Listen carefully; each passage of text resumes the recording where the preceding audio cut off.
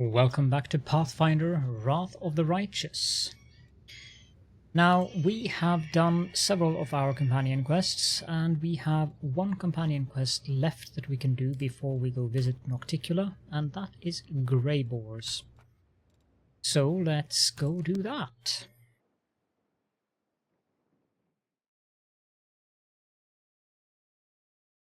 Nice for the experience point gains, and they're also nice for fleshing out the storyline, so...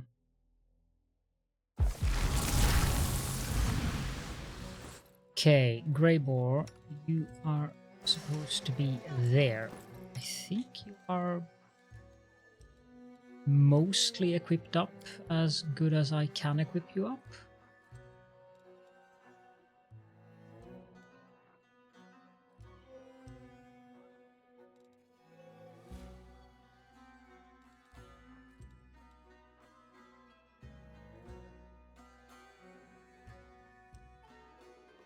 That one wouldn't be too bad, but...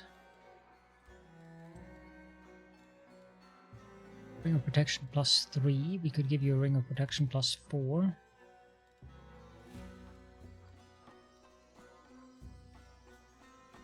think we have any boots you can wear.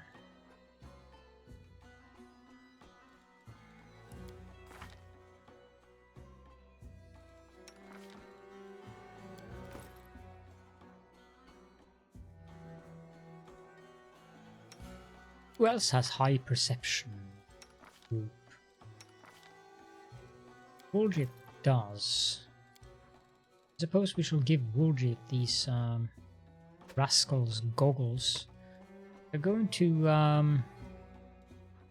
overlap on the trickery checks, but wait, 34 perception?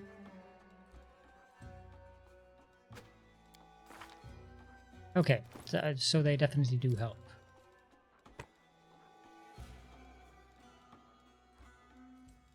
And I don't think there's much we can do with him.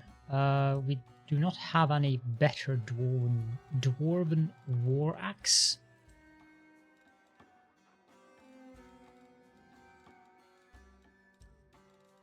So we'll have to rely on the rest of the party for this specific mission, I think.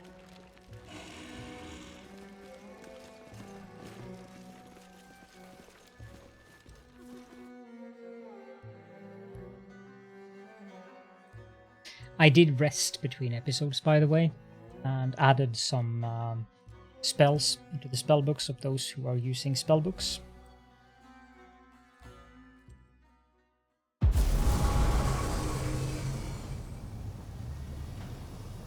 So we can knowledge.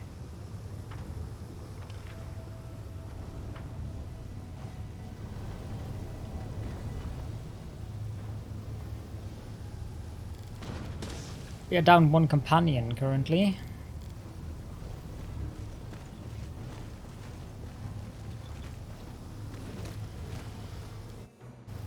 So we don't have the horse.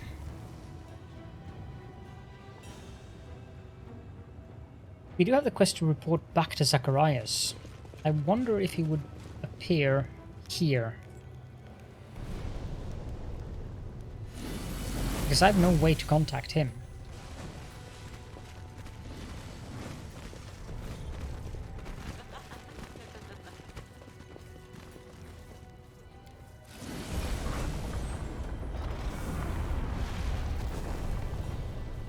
And he hasn't exactly appeared before me, so I don't know where to go to have him appear to us. I suspect we have to talk to Nocticula first. Maybe he'll interrupt us on our way into the palace. I don't know. He's definitely not coming here, so...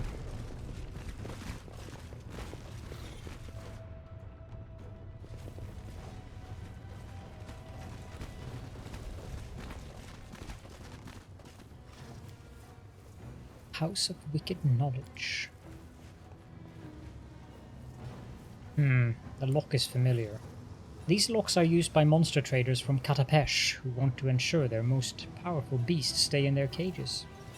Can't be forced, but one delicate twist of a knife and done. A hunt is a clash between the hunter's cunning and the shrewdness of the prey. When the prey expects a trap, the hunter's acumen is put to the test in trying to subvert such expectations. Willodus has proven he understands this fundamental principle. The commander bursts through the front door and freezes. For all the tales about the mansion supposedly becoming a citadel, no one is there to assault the unwanted guests. There are no flying arrows, no chilling battle cries, and the expensive furniture hasn't been turned into makeshift barricades. The commander and his two companions carefully examine the luxurious antechamber. 2 doors leading deeper into the mansion. One bears a symbol of a mirror, and the other the symbol of a knife. There is a bloody pigeon feather in front of the doors, and a note that contains 2 words. Welcome, assassin. The commander recalls that the bloody feather is the symbol of Shax, the Blood Marquis.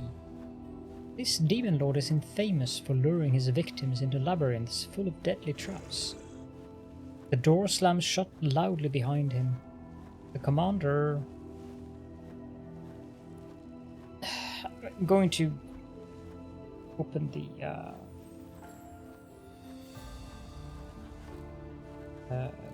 guide for this because otherwise we'll stay here for a long time, I suspect.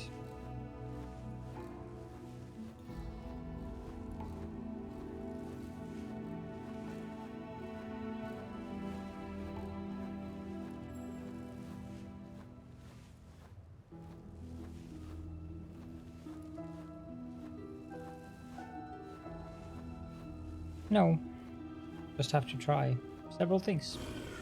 We decide to enter the door with a knife symbol.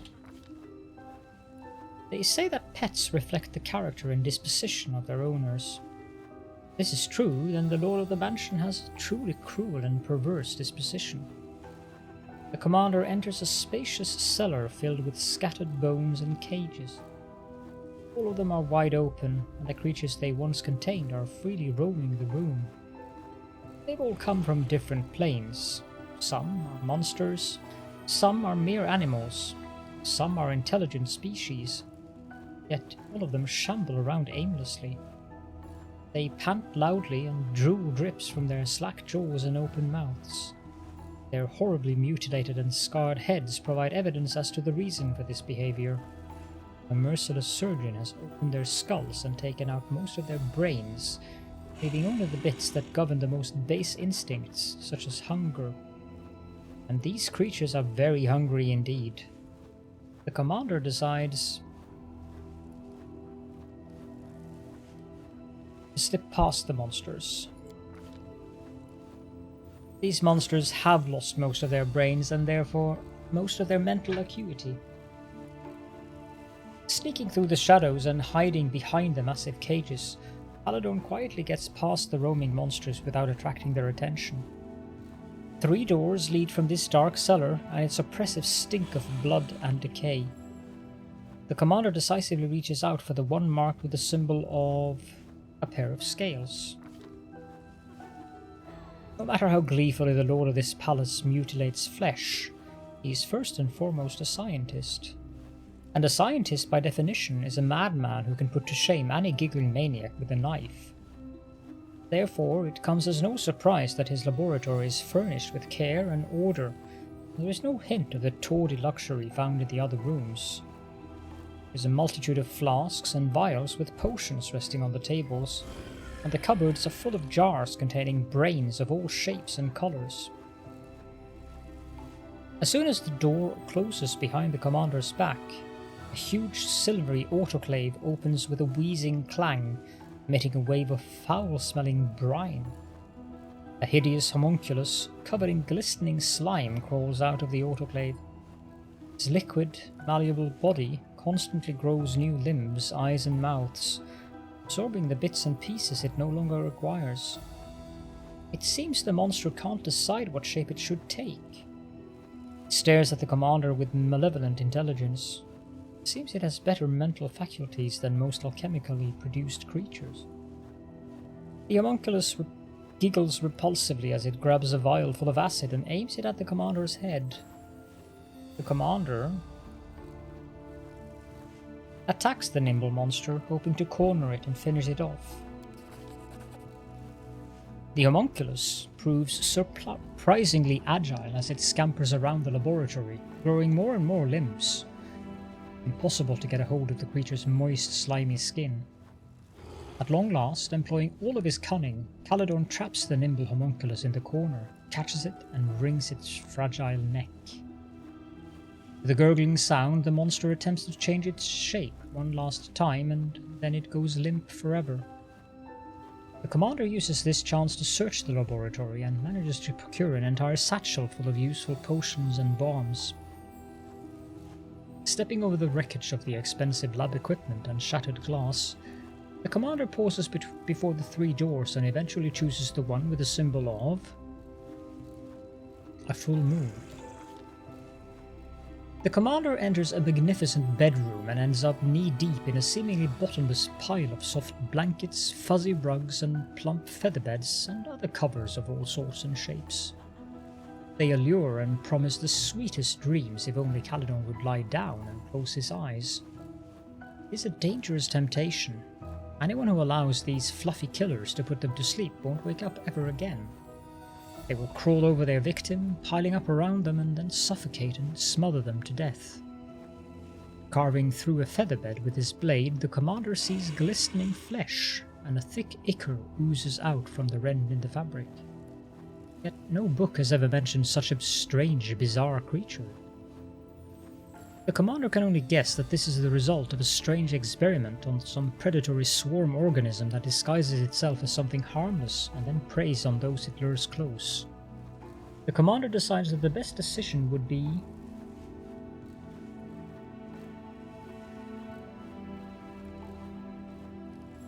to find and destroy the leader of this strange swarm. The rugs bleed when carved up with a blade. They are a swarm or a pack, and therefore may have a leader.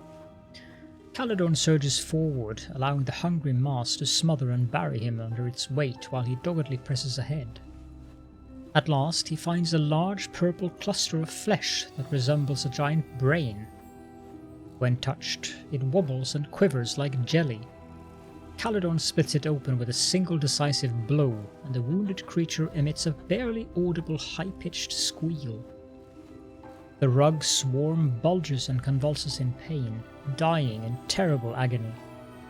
It would seem these creatures had an invisible link, and destroying the brain doomed the whole brood. The commander decides to search the place. Who knows what secret compartments have been hidden beneath this repulsive mass of fabric and flesh. The search reveals a disguised niche, and inside it is a stack of papers. These are the journals of a mad surgeon who researched the brains of living creatures. Experiments described on these pages are as repulsive as they are enlightening for anyone who isn't too squeamish to finish the reading.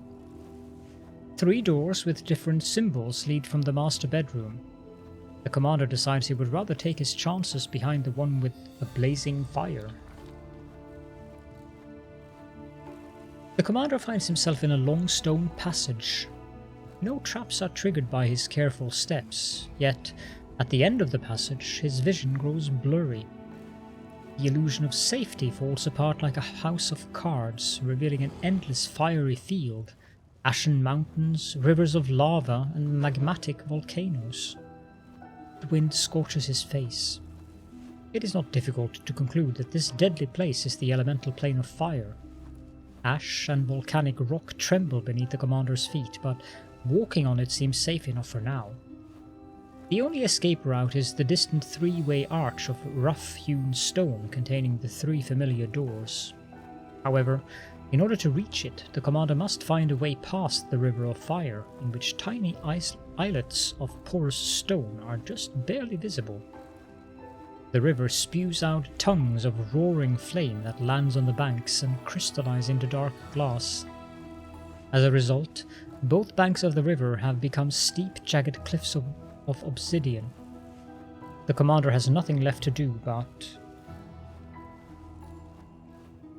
Yes, I mean, it doesn't really matter which one we pick, but...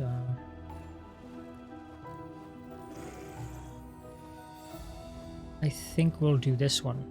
To walk along the bank looking for a ford, guided by his knowledge of interplanar travel.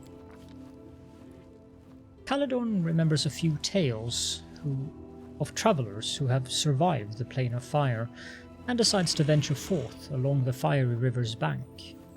The trek is long and dangerous, but after a couple of hours he finally finds what he's been looking for.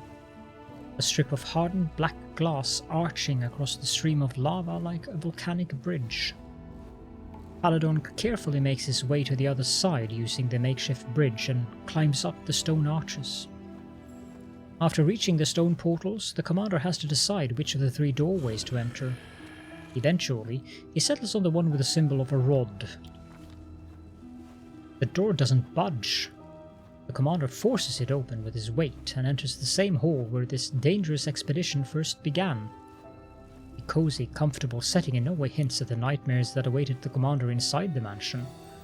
The door outside is wide open, and through the doorway dark figures can be seen, clutching weapons.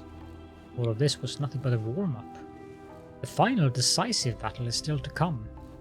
The commander prepares for a fight as he steps outside the accursed mansion.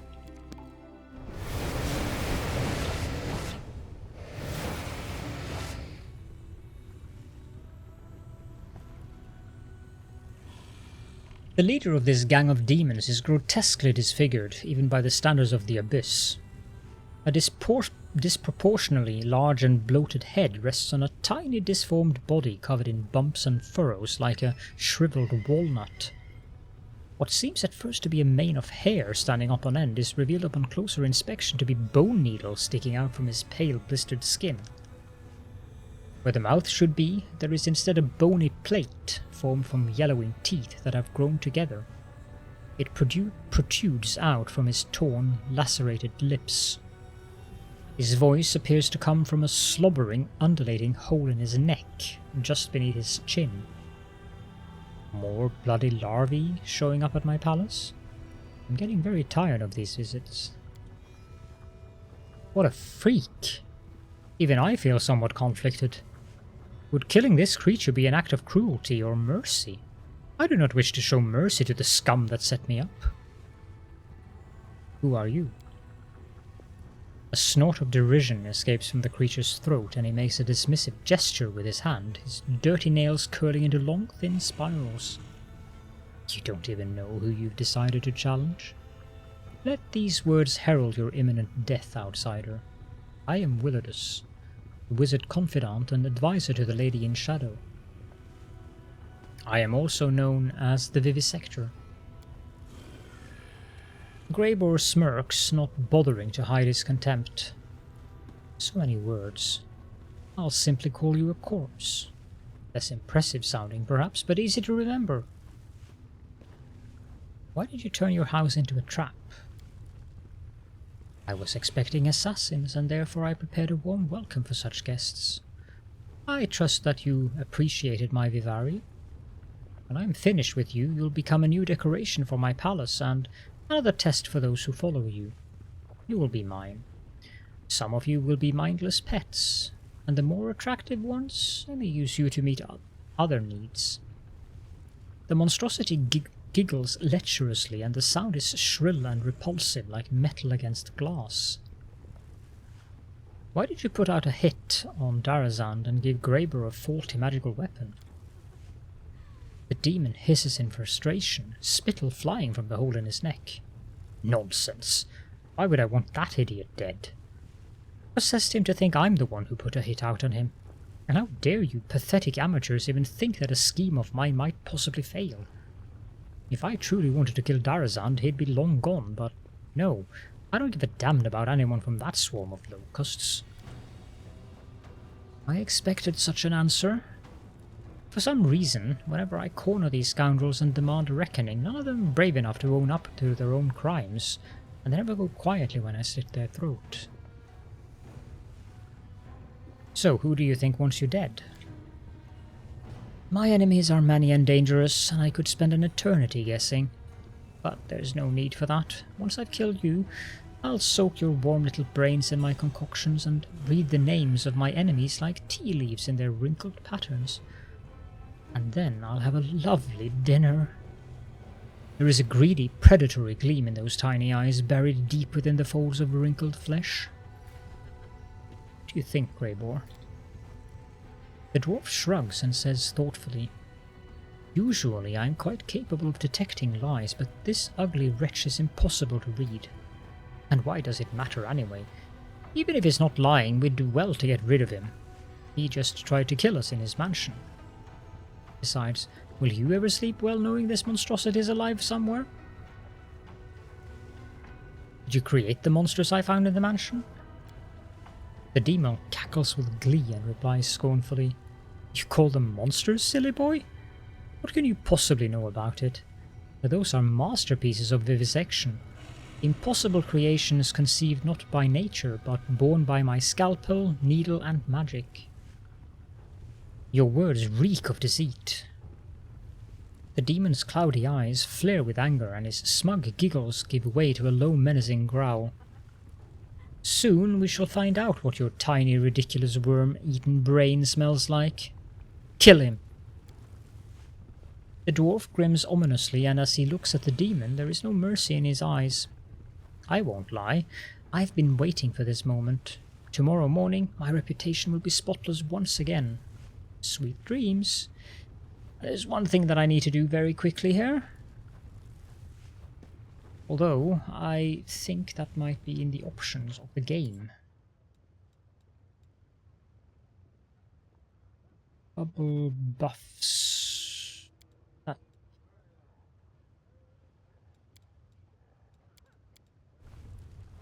Watch each other.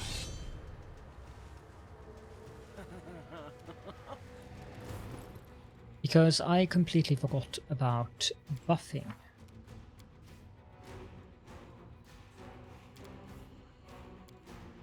Let's turn that on and do that.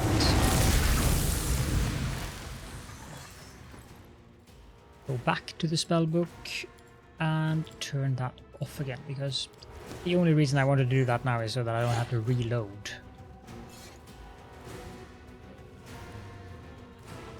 So what is this Willodus?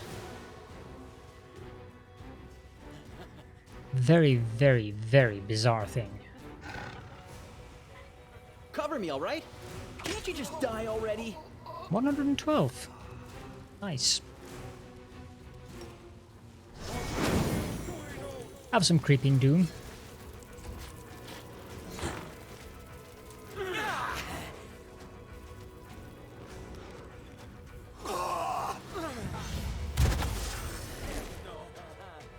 Miss good.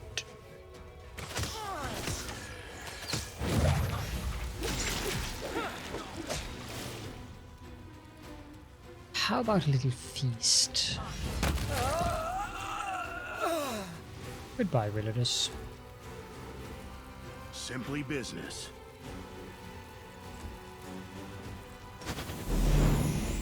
Make every strike count. Ursula. The prediction is that of a tall female demon. Unlike many of her kind, she seems slimmer and less stocky in build. Upon closer examination, you realize that her thinness is caused by extreme emaciation, which makes her look like a withered tree. The skin on her neck and wrists bears the marks of shackles, and her body is covered with flaming seals of Baphomet. Lowering her eyes, the demon addresses you quietly. "Allow me to congratulate you. The short work you've made of Willodus proves you are a true professional. I am Horzala, and on behalf of the Assassin's Guild, I congratulate Greybor on completing this contract. You have fulfilled the order we received for Willodus's murder, and therefore you have the right to collect the bounty, even though you are not a guild member yourself. I'm sure you also have many questions about what happened. I doubt our guild is hard to find. There is a notice board at its entrance where the assassination contracts are posted. Who are you? I am Horzala, Baphomet's daughter. The protection looks you in the eye and adds in an aggrieved whisper. Horzala, not Hebsamira. She is my elder sister, but I doubt you're able to appreciate the true extent of my misfortune. I'm also known in Illusionera as the assistant and right hand of Yoz, the head of the Assassin's Guild. Do you know what happened here? I may know a thing or two, but we should discuss these matters inside the guild, not in public. Who's going to overhear us? The corpses? Why don't you come here and speak to us face to face instead of projecting an illusion? Or are you afraid we won't like your answers and will make you join Willodus? At the sight of the demon's sour expression, Greybor gives an aggressive snort. We'll pay a visit to the Assassin's Guild soon. Thank you for your answer. The bounty awaits you. I'm not sure what reward awaits us, but I truly hope it's a considerable amount of gold and not a meager payment served up at the end of a blade. Fighting for a righteous cause is certainly different from a simple massacre. The former is more bloody and performed with pinkies out. Yes. This thing refuses to cooperate. This thing refuses to cooperate. Oh, how angry. I have no idea where this Assassin's Guild is.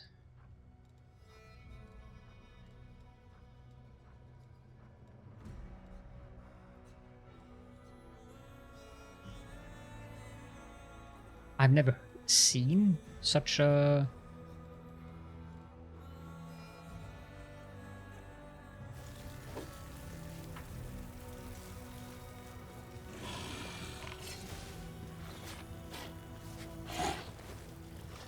Nothing of interest here.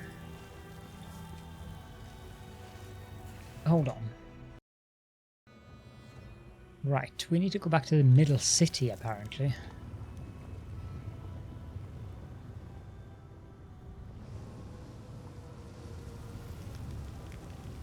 Of all places.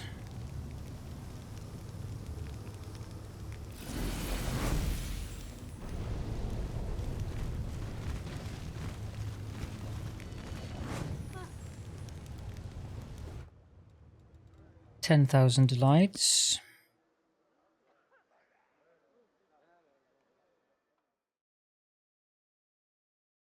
Actually, that's the only place I've seen bulletin board. It is in the slave market or the flesh market, and that's exactly where we're heading. So that makes sense. But without the guide, I would have spent ages looking for it.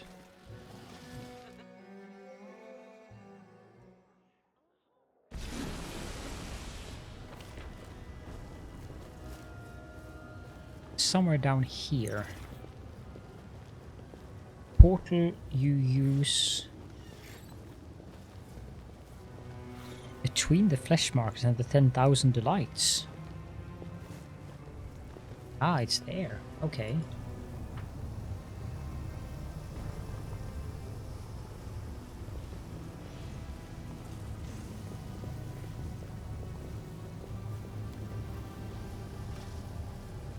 We should prepare.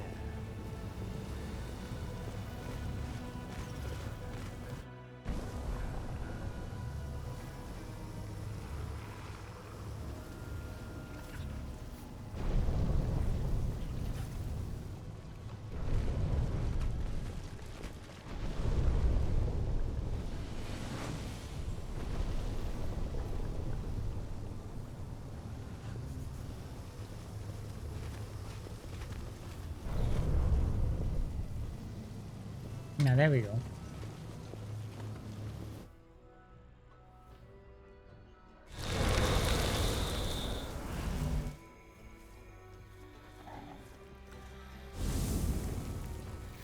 Now this looks like a pleasant place.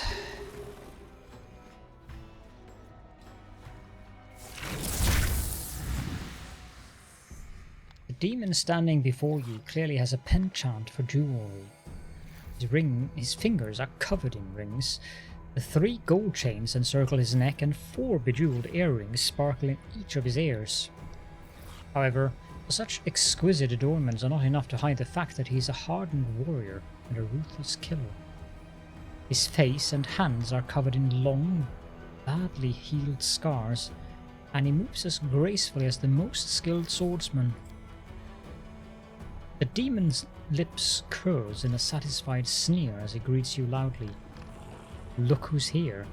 It's the arrogant Golarion that disposed of our poor Willodus. He catches your eye and frowns slightly, giving a pointed glance towards his bodyguards. You aren't about to do something really stupid and start a massacre right here, right? Can we just talk? Nod toward the projection. This horned thing is one of yours, isn't it?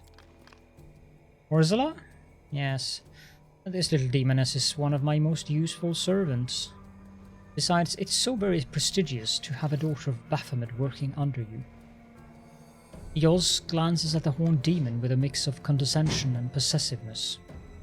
She stares fixedly at the door, at the floor.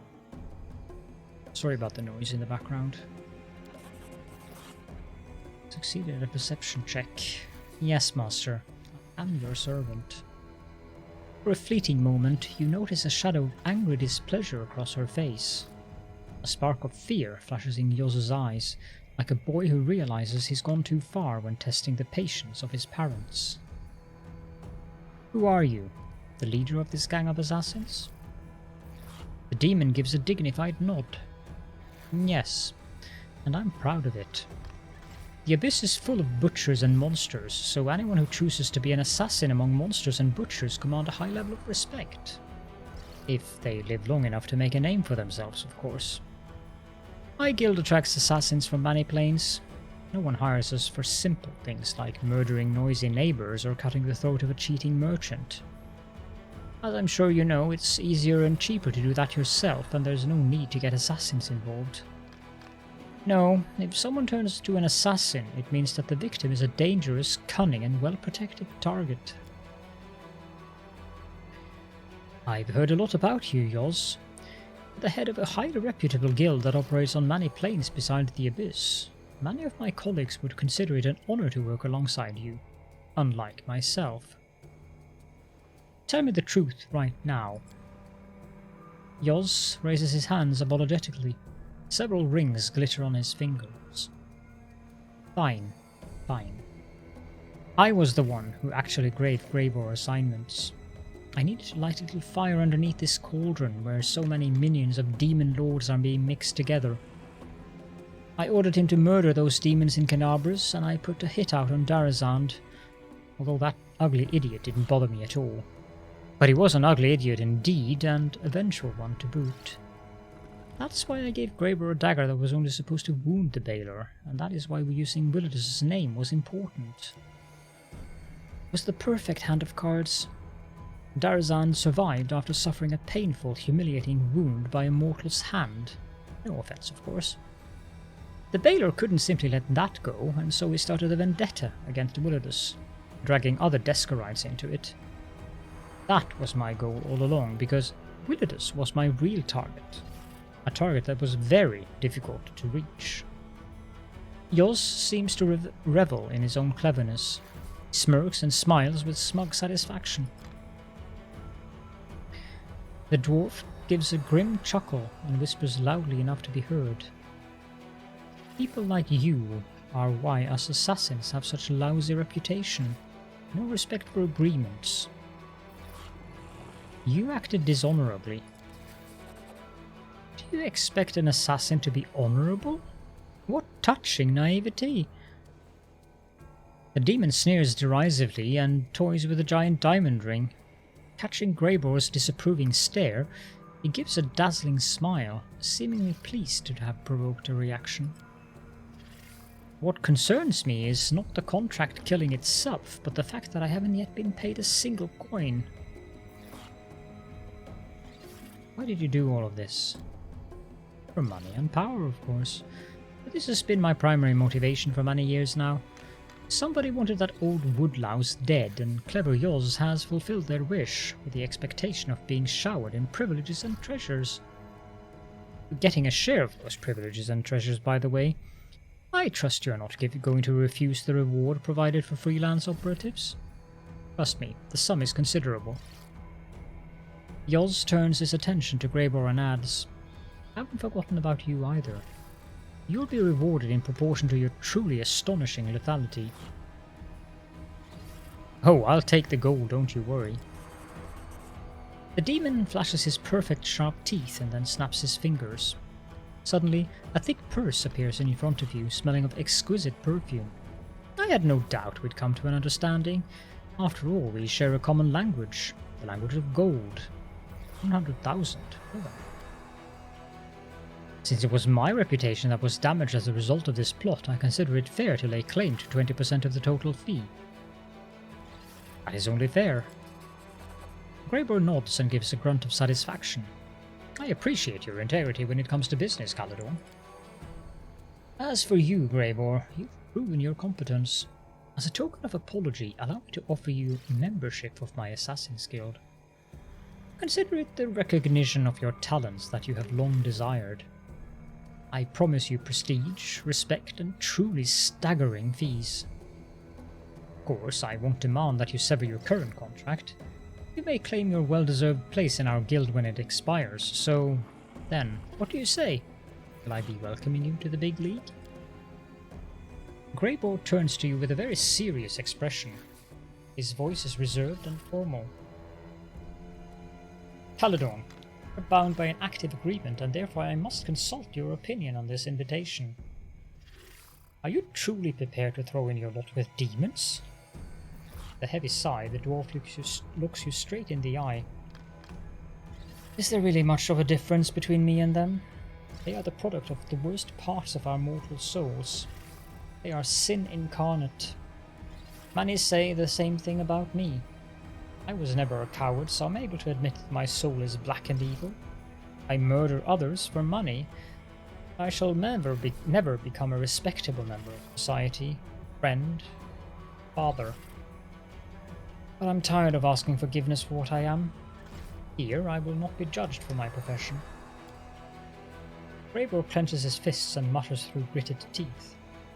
I'm not the freak or the monster they think me back on Golarion. How dare they hire me to murder their enemies and then despise me for my profession? They'll treat me differently in the Abyss. The demons respect my skills. They will treat me as a professional, a criminal or a blackguard. It's strange to say this, but I don't feel out of place here. Have you thought about quitting the business? And become what? A farmer? A butler? Or maybe an innkeeper? One of those who tell tall tales about their adventurous youth to drunk patrons? My soul is that of a wanderer and a killer. My art is my only source of pride, and abandoning it will make me useless in my own eyes. Believe me, I already tried to settle down and find an honest job, and nothing good came from it. I shall quit my profession only when I'm judged by Pharasma herself. It's your decision to make. Greybor studies you for a moment, then nods respectfully. Such words make me respect you even more. Believe me, I appreciate your willingness to let this decision be entirely my own. The dwarf does not waste words as he looks at Yoz. Where do I sign? What are you talking about? We're not devils after all. Yoz laughs and claps his hands loudly. Splendid! Got a bright future here, you, my diminutive, yet deadly friend. Yoz gives a bored yawn, and there is a note of finality to his tone. Well, this was a very enlightening conversation, but I see no reason why we should continue. Received your answers and should probably be going on your way. Meanwhile, I should get back to plotting another bloody and violent murder. Have a good day. After a suspicious glance in Yoz's direction, Greybor turns to you. Indeed, this was an unexpected meeting. If you want to discuss what happened privately, I am at your service, Commander. I suspect there's nothing for us here. Now, if I was not evil, I would not have allowed him to join the guild, but I don't see why I would care if he kills people.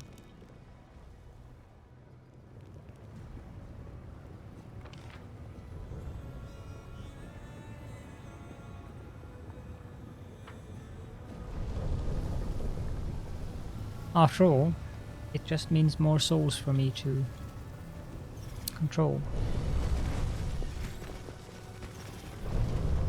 Let's go have a chat with him.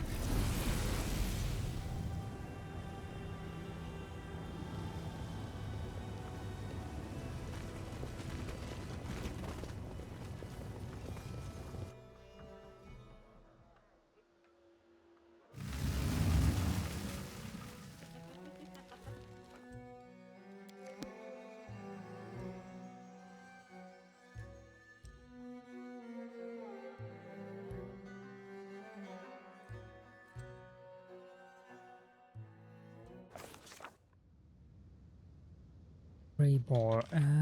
I don't remember where he is. Doesn't seem he's on the outside, so let's go inside.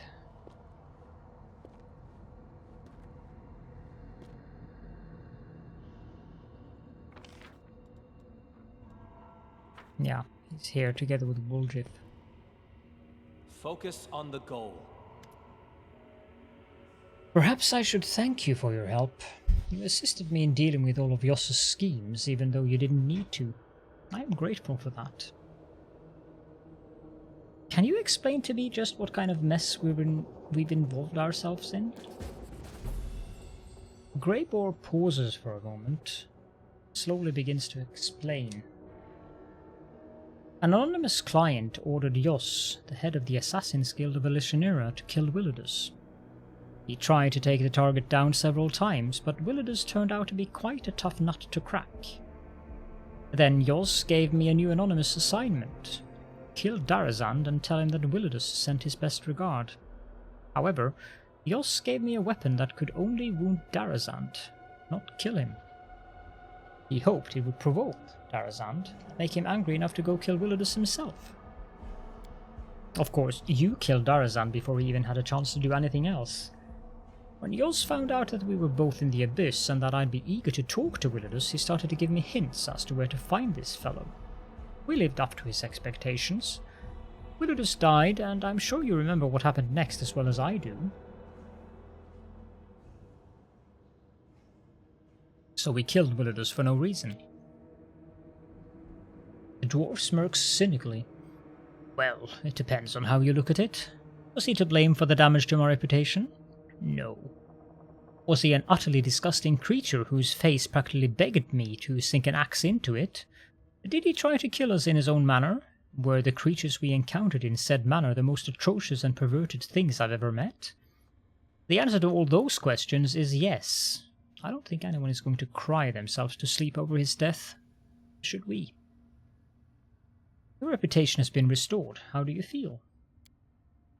A spark of amusement in the dwarf's eyes. Don't panic. This will make people think twice before attempting to ruin my good name. But grateful my companions didn't leave me to deal with this by myself, even though they had every right to do so. So, while I'm used to working alone, I appreciate a team I can trust. It's good to have someone who's got my back. Protecting one's honor is important. Greybor nods in agreement.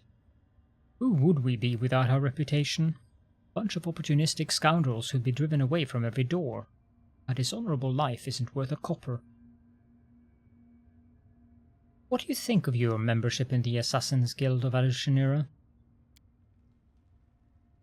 Greybor hides a smug smile beneath his beard. I think this position rightfully belongs to me.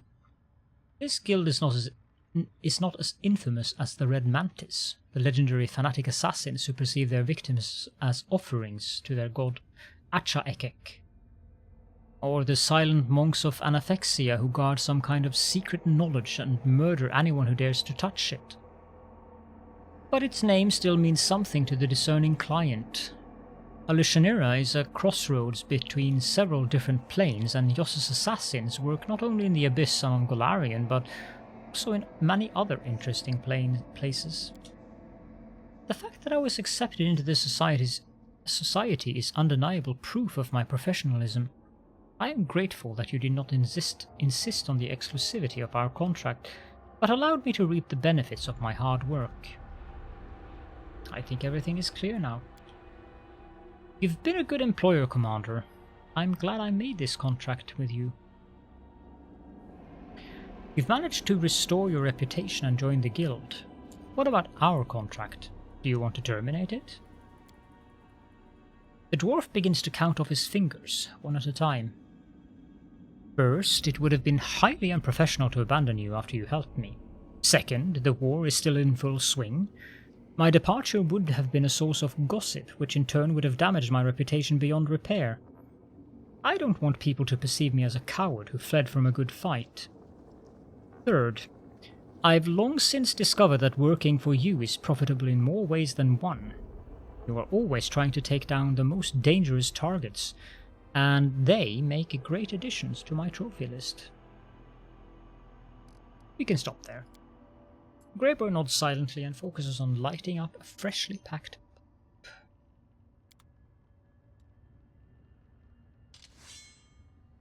And with that, the only quest we have left here is the quest for Ember of the companion quests. This one, no idea when this one is going to pop up. We need to go find Shivaro. This one we can't do until the next chapter. We need to go to Velexia's mansion, and then finally we'll go to Octicula's mansion. Oh, we should also go and talk to this guy who is dating, or trying to date people in Alushanira. Weird fellow. Very weird fellow. But with that, I'm going to wrap up this episode. If you have any questions and or comments, then please do feel free to leave those in the comment section below the video as per usual. And for now, thank you all so much for joining me, and I hope to see you all in the next episode.